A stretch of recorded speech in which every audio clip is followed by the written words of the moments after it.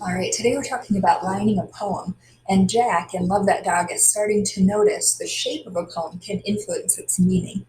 So, lining a poem refers to when you stop writing on one line and go on to the next. When you're writing paragraphs, you start writing on a new line when you run out of room on your paper.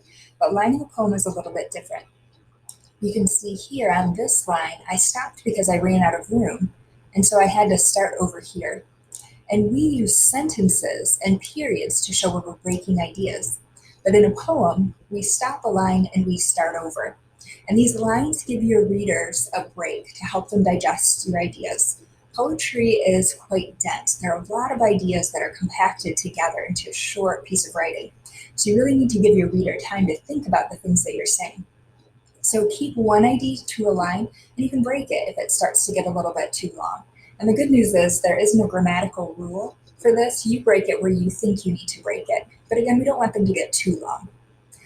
Sometimes poets will give a one word or short phrase a standalone line to draw attention to it and emphasize an idea, just like we use short, choppy sentences at the beginning of the school year. Breaking your poem into stanzas or chunks helps your readers see how the ideas in it are connected, similar to paragraphs in writing. And you can see here that we have a stanza. A stanza is just a chunk of writing, and each one of these are lines in that stanza. So we have a stanza up here, we have another stanza, we have another stanza, one right here, very short one, and then a short one down here too. So let's read this together. And I want you to think about too as we read. Do we have some similes? Do we have metaphors? Or do we have some personification? So this is called A Lonely Planet Ponders by John P. Curtin. I'm unleashed but feel pulled. I'm in orbit. Gravity, my greatest attraction, has never let me down. I'm one of several, maybe many. I'm not sure. I seldom see the rest. I know, though, that there are more like me. A network, a galaxy, a universe at work, as I spin solitary.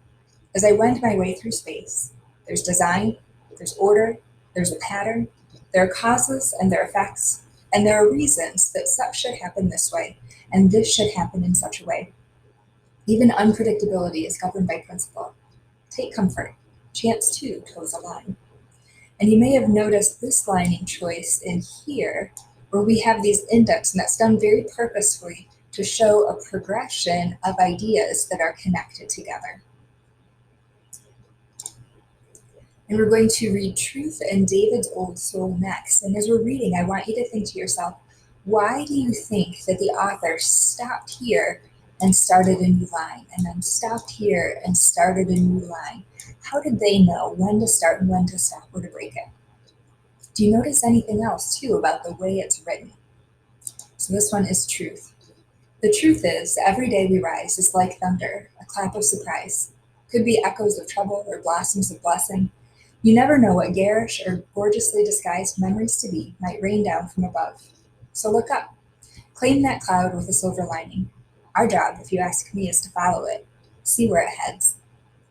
And we see a very similar type of poem here. It's by the same author. And again, think about, why does it stop here and then start? And why did the author stop here? And do you notice anything else about the way it is lined? As far back as I can remember, my mother has called me an old soul. I never understood. But now that our family has dwindled to just mom and us kids, I've grown into a man. You do what you have to. David, dig deep, is the whisper in my ear. So I stand strong like a tree my baby brothers can lean on. I try to be the raft that helps carry them over this life's rough rivers. So in this poem, you may have noticed as we were reading that we had some personification. How about here? We have, I stand strong like a tree my baby brothers can lean on. Do you think that's a simile, metaphor, or an example of personification? And if you said a simile, you're right. Let's take a look at the next two lines. I try to be the raft that helps carry them over this life's rough rivers. So we have, I try to be the raft. Is that a simile, metaphor, or personification? And if you said a metaphor, you're right. We have another metaphor here with life's rough rivers. They're not talking about actual rivers, but metaphorical ones. And the last poem we're looking at today is the 400-meter freestyle. And you may have seen in the Olympics a race in a pool called the 400-meter freestyle. So as we read this poem, I want you to think about how the form contributes to the meaning. And again, think about what you've seen maybe in an Olympic race as somebody is swimming. We have this first line, and then we have 3 curved letters leading into the next line, 3 curved letters going into the next, and so on and so forth. So let's go ahead and read together. The gun full swing, the swimmer catapults and cracks feet away into that perfect glass he catches at, and throws behind him scoop after scoop, cunningly moving the water back to move him forward. Thrift is his wonderful secret. He has schooled out all extravagances. No muscle ripples without compensation. Wrist cocked to heel snap to his mobile mouth that siphons in the air that nurtures him, at half an inch above sea level, so to speak. The astonishing whites of the soles of his feet rise and salute us on the turns. He flips, converts, and is gone all in one. We watch him for signs. His arms are steady at the catch. His cadent feet tick in the stretch. They know the lesson well. Lungs too. Lungs know too. He does not list for air. He dives along on little sips, carefully expended, but that plum-red heart pumps hard, cries hurt, how soon? It's near one more makes its final surge time 4 minutes, 25 and 9/10 seconds. So again, in your writing today, you're going to be talking about why do you think the authors made these aligning choices and how does it contribute to its meaning? All right, so I'm still figuring out technology. So this is the assignment for today.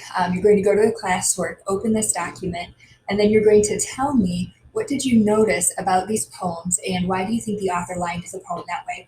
And you can see on the document I was able to attach 3 of our poems, but I wasn't able to attach the 400-meter swim.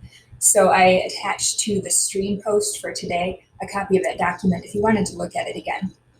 And so you can choose to write about 1 and 2, maybe just talk about those 2, David's Old Soul and Truth. Or maybe you wanted to write about the 400-meter swim. Or maybe you're feeling super awesome and you want to do all of them. You're welcome to do that. And then when you're finished, make sure that you hit the turn in button. And if you're having some issues with technology and it's just not working for you, if you need to put it in your answer section or in the comments or even just email it to me, that's okay too. All right, have a great day.